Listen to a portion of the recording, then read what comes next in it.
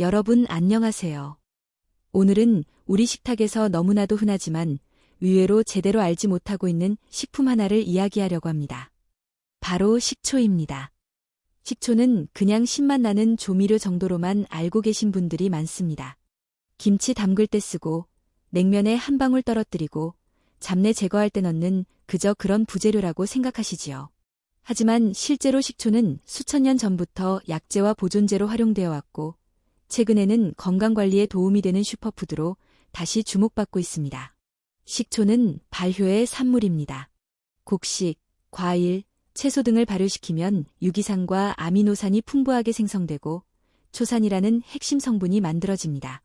바로 이 초산이 우리 몸의 대사에 중요한 작용을 하면서 혈당 조절, 체중 관리, 피로 회복에 긍정적인 영향을 줄 수 있다는 연구가 이어지고 있습니다. 특히 당뇨 관리에 관심 있는 분들, 체중을 줄이고 싶은 분들, 나이가 들어 혈관 건강이 걱정되는 분들이 식초에 관심을 가지는 이유가 여기에 있습니다. 그런데 여기서 중요한 점이 있습니다. 식초가 몸에 좋다는 이야기는 사실이지만 무조건 많이 먹는다고 좋은 것은 절대 아니라는 사실입니다. 실제로 제 주변 지인 중 한 분은 아침마다 원액 식초를 큰 숟가락으로 한 숟가락씩 마셨습니다. 처음에는 몸이 개운한 것 같다고 좋아하셨지만 몇 달 지나지 않아 속쓰림과 위산 역류로 고생하시다가 결국 병원까지 가게 되었습니다. 의사는 원액 식초가 위점막을 직접적으로 자극해 문제가 생겼다고 설명했습니다. 즉, 식초는 분명 건강에 도움이 되지만 섭취 방법과 양을 지키지 않으면 오히려 독이 될 수 있습니다. 또 한 가지 많은 분들이 잘 모르는 부분은 식초에도 여러 종류가 있다는 사실입니다. 사과를 발효시킨 사과식초, 현미를 발효시킨 현미식초, 포도를 발효시킨 발사믹 식초, 포도주를 다시 발효시킨 와인식초, 이외에도 감식초, 대추식초, 허브식초까지 다양한 종류가 존재합니다. 종류에 따라 맛과 향은 물론 건강 효과도 조금씩 차이가 있습니다. 예를 들어 사과식초는 혈당 조절과 체중 관리에 대한 연구가 많이 이루어졌고 발사믹 식초는 항산화 성분이 풍부하다는 특징이 있습니다. 현미식초는 우리나라에서 전통적으로 많이 먹어왔는데 소화와 피로 회복에 도움이 된다는 보고가 있습니다. 그렇다면 여러분이 마트에서 흔히 접하는 식초는 어떤 종류일까요? 안타깝게도 대부분은 합성 식초입니다. 합성 식초는 발효 과정 없이 그냥 화학적으로 산을 희석해 신맛만 내도록 만든 제품입니다. 가격은 저렴하고 조리할 때 신맛을 내는 데에는 문제가 없지만 건강 효과는 거의 기대하기 어렵습니다. 반대로 자연 발효 식초는 시간이 오래 걸리고 가격이 비싸지만 발효 과정에서 생성된 다양한 영양소가 들어있어 우리 몸에 훨씬 더 긍정적인 영향을 줄 수 있습니다. 결국 같은 식초라는 이름을 달고 있어도 어떤 과정을 거쳐 만들어졌느냐에 따라 몸에서의 작용은 크게 달라질 수 있다는 것입니다. 노년층에서 특히 중요한 부분은 혈관과 뼈 건강입니다. 식초는 칼슘의 흡수를 돕는 역할을 합니다. 칼슘은 그냥 먹는다고 해서 다 흡수되는 것이 아니라 위에서 용해되어야만 우리 몸이 이용할 수 있는데 식초의 산성이 칼슘을 용해하는 데 도움을 주어 흡수율을 높여줍니다. 이 때문에 식초를 적절히 섭취하면 뼈가 약해지는 골다공증 예방에 도움이 될 수 있습니다. 또한 식초는 혈당을 급격하게 올리는 것을 완화시키는 효과도 보고되었습니다. 식사와 함께 식초를 소량 섭취하면 탄수화물 분해와 흡수가 서서히 이루어지기 때문에 혈당이 급격히 치솟는 것을 막아줄 수 있습니다. 이 점은 당뇨를 걱정하는 분들에게 매우 중요한 의미가 있습니다.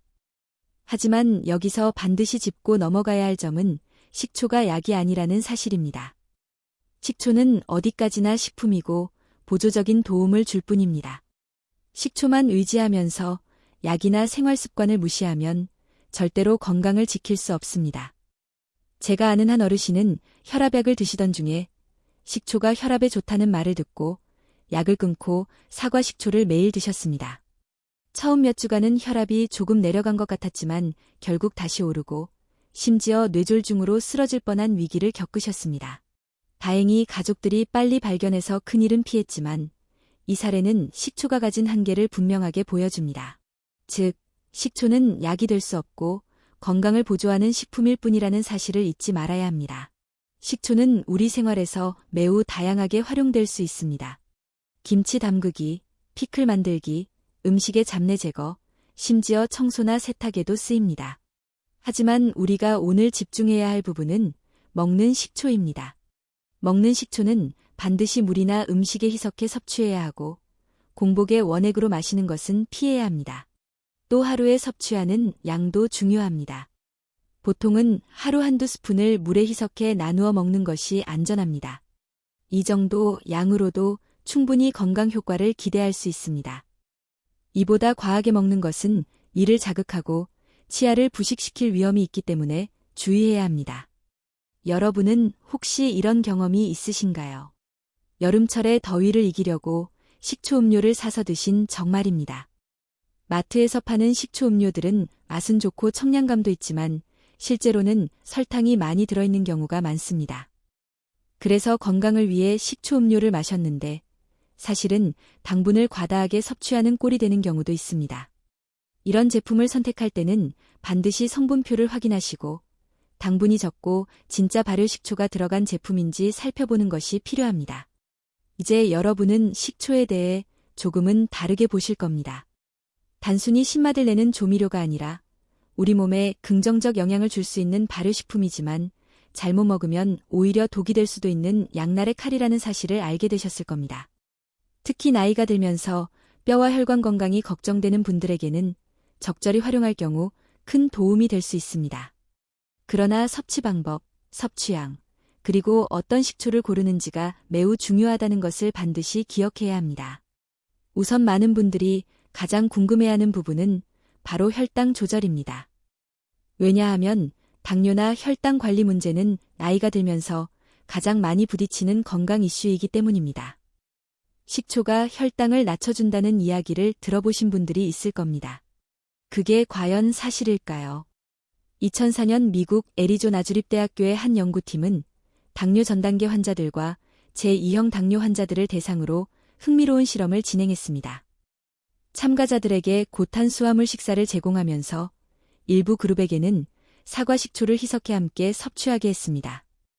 그 결과 식초를 함께 섭취한 그룹에서 식후 혈당 상승폭이 약 30% 이상 낮아진 것이 관찰되었습니다. 더 놀라운 점은 당뇨 환자뿐 아니라 건강한 사람에게도 비슷한 효과가 나타났다는 사실입니다. 즉, 식초가 음식 속 탄수화물의 흡수를 늦추어 혈당이 급격히 치솟는 것을 막아준다는 것이지요. 왜 이런 일이 일어날까요? 바로 식초의 핵심 성분인 초산이 소화효소의 작용을 억제하기 때문입니다.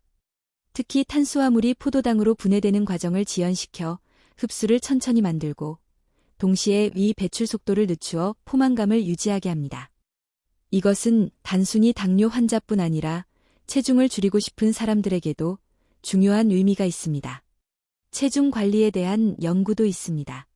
일본에서 진행된 한 실험에서는 12주 동안 매일 사과 식초를 섭취한 참가자들이 체중, 내장 지방, 허리둘레가 유의미하게 감소했다는 결과가 발표되었습니다.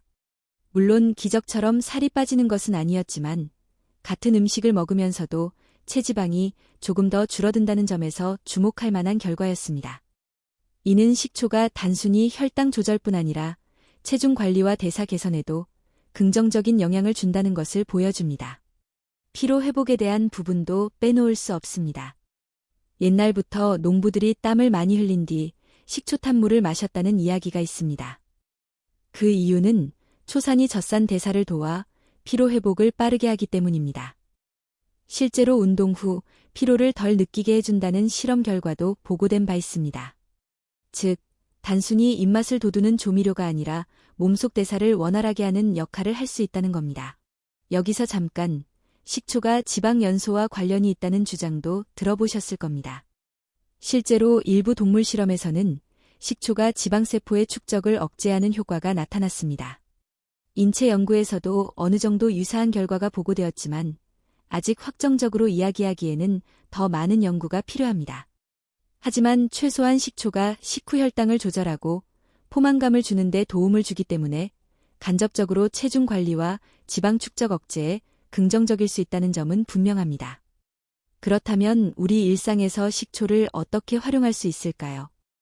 예를 들어 밥을 먹을 때 단순히 반찬에 식초를 곁들이는 것만으로도 변화를 만들 수 있습니다. 특히 식초를 곁들인 샐러드나 피클, 혹은 생선 조림에 소량 사용하는 것만으로도 혈당 관리에 도움이 될 수 있습니다. 실제로 유럽에서는 샐러드 드레싱에 식초를 기본적으로 넣는 문화가 있는데, 이런 식습관이 혈당 관리에 도움이 되는 과학적 근거가 점점 밝혀지고 있는 셈입니다. 하지만 조심해야 할 부분도 있습니다. 앞서 말씀드렸듯이 원액을 그대로 마시는 것은 위험합니다. 위 점막을 손상시키고 식도를 자극하며 치아의 범랑질을 약하게 할 수 있습니다. 따라서 반드시 물에 희석하거나 음식과 함께 섭취해야 합니다. 또 위장이 약하거나 역류성 식도염이 있는 분들은 섭취 전 반드시 전문가와 상의하는 것이 좋습니다. 이쯤 되면 아마 이런 궁금증이 드실 겁니다. 식초는 정말 매일 먹어도 괜찮을까? 도대체 어느 정도가 적당할까? 바로 이 지점이 많은 분들이 헷갈려하는 부분이고 동시에 가장 중요한 부분이기도 합니다. 많은 분들이 식초가 몸에 좋다고 해서 덜컥 사놓고도 막상 어떻게 활용해야 할지 잘 모르고 방치하는 경우가 많습니다. 식초를 건강하게 활용하기 위해서는 단순히 요리에 한두 방울 넣는 수준을 넘어 생활 습관 속에 자연스럽게 녹여내는 방법이 필요합니다. 예를 들어 아침 식사를 할 때 빵이나 밥 위주로 드신다면 식초를 살짝 곁들인 샐러드를 함께 드시는 것이 좋습니다. 왜냐하면 식초가 탄수화물의 소화 속도를 늦춰주어 식후 혈당 급상승을 막아주기 때문입니다. 특히 흰쌀밥이나 흰빵처럼 혈당 지수가 높은 음식을 먹을 때는 효과가 더 뚜렷하게 나타납니다. 간단히 올리브유와 식초를 섞어 드레싱을 만들면 부담 없이 곁들일 수 있습니다. 또 물에 희석해 마시는 방법도 있는데 이때는 반드시 희석 비율을 지켜야 합니다. 보통 물 한 컵에 식초 한두 스푼 정도가 적당하며 공복에 바로 마시는 것은 피해야 합니다. 식사 중간이나 직후에 마시는 것이 가장 무리가 적고 효과적입니다. 많은 분들이 다이어트를 위해 공복에 식초를 원액 그대로 마시는 경우가 있는데 이는 오히려 위와 식도를 손상시키고 건강을 해칠 수 있습니다. 피클이나 장아찌 같은 저장 음식도 좋은 활용법입니다. 식초에 절인 채소는 오래 두고 먹을 수 있을 뿐만 아니라 섬유질과 함께 섭취되면서 혈당 조절에도 이점이 있습니다. 다만 시판되는 피클은 당분이 많이 들어가는 경우가 있으니 가급적 직접 만들어 먹는 것이 좋습니다. 특히 양파, 무, 오이 같은 채소를 식초에 절여두면 밥 반찬으로도 훌륭하고 건강관리에도 도움이 됩니다. 여기서 흥미로운 점은 우리나라 전통 음식에도 식초가 자연스럽게 많이 사용된다는 사실입니다. 냉면에 들어가는 식초, 초무침, 회무침 같은 음식들이 대표적이지요.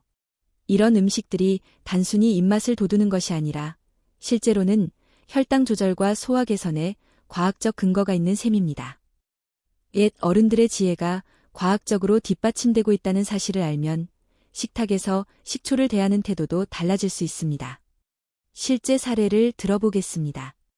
한 60대 여성분은 당뇨 전 단계 진단을 받고 생활 습관을 개선하려고 노력했습니다. 운동도 병행했지만 식단 관리가 쉽지 않았습니다. 그런데 의사에게서 식초 섭취가 혈당 관리에 도움이 될 수 있다는 이야기를 듣고 매일 점심 식사에 샐러드와 함께 희석한 사과 식초를 섭취하기 시작했습니다. 3개월 뒤 정기검진에서 공복 혈당과 식후 혈당 모두 이전보다 안정적으로 개선되는 결과를 얻었습니다. 물론 식초만의 효과는 아니었지만 작은 습관의 변화가 큰 차이를 만들 수 있다는 점을 보여줍니다. 또 다른 경우로는 비만과 고혈압을 함께 가지고 있던 50대 남성이 있습니다. 이분은 체중 감량을 위해 무작정 식사량을 줄이다 보니 금세 의욕가 오고 피로감까지 심해졌습니다. 그러던 중 전문가의 조언에 따라 매일 저녁 식사에 식초를 활용한 샐러드를 추가하고 운동 후에는 물에 희석한 식초 음료를 마셨습니다. 6개월이 지난 후 체중은 5kg 이상 줄었고 혈압 수치도 이전보다 개선되는 변화를 경험했습니다. 물론 운동과 식습관 관리가 함께 이루어진 결과였지만 식초가 그 과정을 도와준 중요한 도구였던 것입니다. 여기서 중요한 포인트는 식초를 약처럼 생각하지 말고 생활 속에서 꾸준히 활용해야 한다는 점입니다. 가끔 한번 마신다고 해서 효과를 기대하기보다는 매일 조금씩 습관적으로 섭취하는 것이 훨씬 의미가 있습니다. 또, 한 가지 종류의 식초에만 집착할 필요도 없습니다. 사과식초, 현미식초, 포도식초 등 다양한 종류를 상황과 음식에 맞게 활용하는 것이 가장 좋습니다. 그렇다면 식초를 활용하면서도 조심해야 할 사람들은 누구일까요? 첫째, 위궤양이나 역류성 식도염 같은 위장 질환을 가진 분들은 식초가 오히려 증상을 악화시킬 수 있습니다. 둘째, 신장질환 환자나 칼륨 조절이 필요한 환자도 주의해야 합니다. 셋째, 치아 건강이 약한 분들은 식초 음용 후 반드시 물로 입안을 헹궈야 합니다. 이런 부분만 지킨다면 식초는 훌륭한 건강 보조 식품이 될 수 있습니다. 식초의 잠재력은 생각보다 훨씬 크지만 여전히 사람들은 잘못된 방법으로 섭취하거나 아예 활용하지 못하는 경우가 많습니다. 그렇다면 여기서 자연스럽게 이런 의문이 들 수밖에 없습니다. 식초는 건강에 좋다는데 혹시 과하면 독이 되지는 않을까? 식초를 건강하게 활용하려면 단순히 마시거나 요리에 넣는 것만으로는 부족합니다. 식초의 다양한 가능성을 이해하고 생활 전반에 응용할 수 있어야 진정한 효과를 얻을 수 있습니다. 많은 분들이 식초하면 다이어트나 혈당 조절만 떠올리지만 실제로는 소화 기능 개선, 혈압 안정, 혈중 지질 개선, 심지어 면역력 강화에도 도움을 줄 수 있습니다. 예를 들어 소화가 잘 되지 않고 더부룩함이 잦은 분들에게 식초는 미산 분비를 촉진해 소화를 원활하게 도와줍니다. 특히 나이가 들면서 소화력이 떨어지는 경우 식후 더부룩함이 일상이 되는데 이럴 때 식초가 적절히 쓰이면 식사 후 불편함을 줄이는 데 도움이 됩니다. 혈압 관리 측면에서도 식초는 흥미로운 효과를 보여줍니다. 동물 실험과 일부 임상 연구에서는 식초의 아세트산이 혈관을 확장시키고 나트륨 배설을 촉진하여 혈압을 낮추는 데 기여할 수 있음이 밝혀졌습니다. 물론 식초만으로 고혈압을 해결할 수는 없지만 저염 식단과 병행했을 때 식초가 짠맛을 대신 보완해주면서 염분 섭취를 줄이는 데 도움을 줍니다. 실제로 현미식초와 채소를 활용한 무침 요리는 짠맛을 적게 넣어도 맛있게 먹을 수 있어 노년층 식단에서 자주 권장됩니다. 혈중 지질, 즉 콜레스테롤 관리에도 식초는 영향을 줄 수 있습니다. 일부 연구에서는 식초 섭취가 중성지방과 LDL 콜레스테롤을 낮추는데 긍정적인 역할을 했다는 보고가 있습니다. 특히 비만이나 대사증후군을 가진 사람들에게 식초가 체내 지질 대사를 조절하는 데 도움을 줄 수 있다는 점이 확인되고 있습니다. 또한 식초는 미생물의 성장을 억제하는 성질이 있어 식품 보존에도 오래전부터 사용되어 왔습니다. 그런데 단순히 보존의 차원을 넘어 장내 유해균을 억제하고 장내 환경을 개선하는 효과도 기대할 수 있습니다. 장 건강은 면역력과 직결되기 때문에 장내 균형이 무너지면 피로, 알레르기, 염증 등 다양한 문제가 발생할 수 있습니다. 식초가 장내 미생물 환경에 긍정적인 영향을 줄 수 있다는 점은 노년기 건강관리에서 매우 주목할 부분입니다. 여기서 구체적인 사례를 살펴보겠습니다.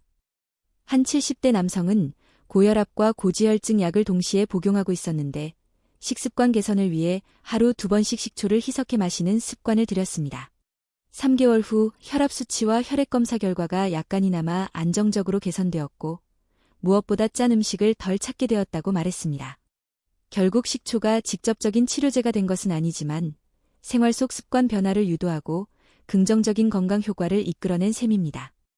또 다른 사례로 소화불량과 변비로 고생하던 60대 여성은 아침마다 따뜻한 물에 사과식초를 희석해 마시는 습관을 들였습니다. 몇 주 뒤 변비 증상이 완화되고 식후 불편함이 줄어들었다고 합니다. 그녀는 단순히 장운동 개선뿐 아니라 피부 상태까지 좋아지는 경험을 하면서 식초의 효과를 실감했습니다. 여기서 중요한 점은 꾸준함입니다. 식초는 즉각적인 효과를 기대하기보다는 오랜 기간 꾸준히 섭취하고 생활에 적용했을 때 그 가치를 발휘합니다. 한 번에 많은 양을 섭취하는 것은 오히려 건강을 해칠 수 있고 소량을 자주, 장기적으로 섭취하는 것이 가장 바람직합니다. 또 하나 주목해야 할 부분은 식초의 종류입니다. 사과식초는 다이어트와 혈당 관리로 유명하지만 현미식초는 한국인 식단과 잘 어울리고 장 건강에 도움이 될 수 있습니다. 포도식초는 항산화 성분인 폴리페놀이 풍부해 혈관 건강에 긍정적일 수 있습니다. 각자 목적과 체질에 맞는 식초를 선택해 활용하는 것이 중요합니다.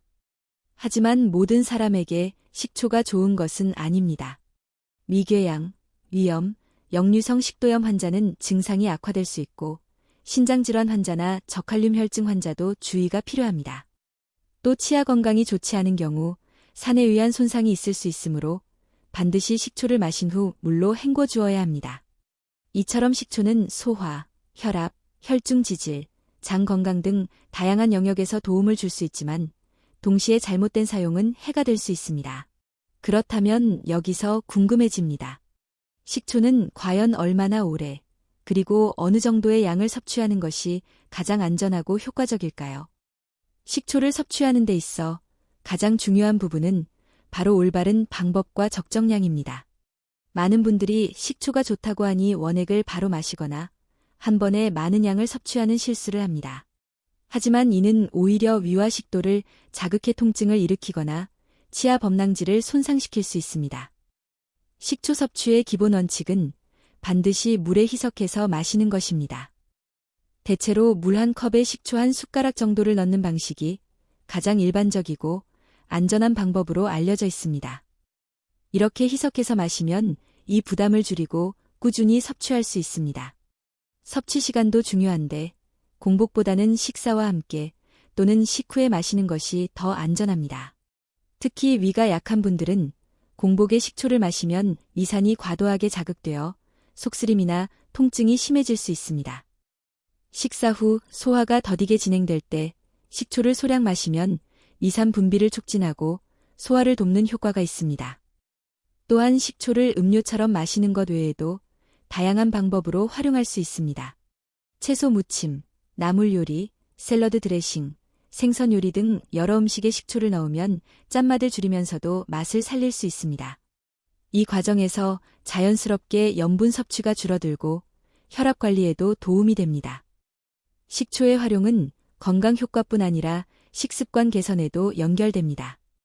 예를 들어 평소 자극적인 음식이나 기름진 음식을 즐기던 사람이 식초 요리를 자주 접하면 입맛이 점차 산뜻하고 담백한 쪽으로 바뀝니다. 결국 식초를 통해 단순한 한 가지 성분의 효과가 아니라 전체 식습관이 바뀌는 긍정적인 결과를 얻을 수 있습니다. 여기서 또 하나 중요한 포인트는 식초와 다른 식품의 조합입니다. 꿀과 식초를 함께 섞어 마시는 꿀식초 음료는 피로회복과 면역력 강화에 도움이 될 수 있습니다. 레몬과 식초를 함께 활용하면 비타민과 항산화 효과가 배가 되어 피부 건강에도 이롭습니다. 이처럼 식초는 단독으로도 효과가 있지만 다른 건강식품과의 조합을 통해 더 큰 시너지 효과를 낼 수 있습니다. 실제 사례를 하나 들어보겠습니다.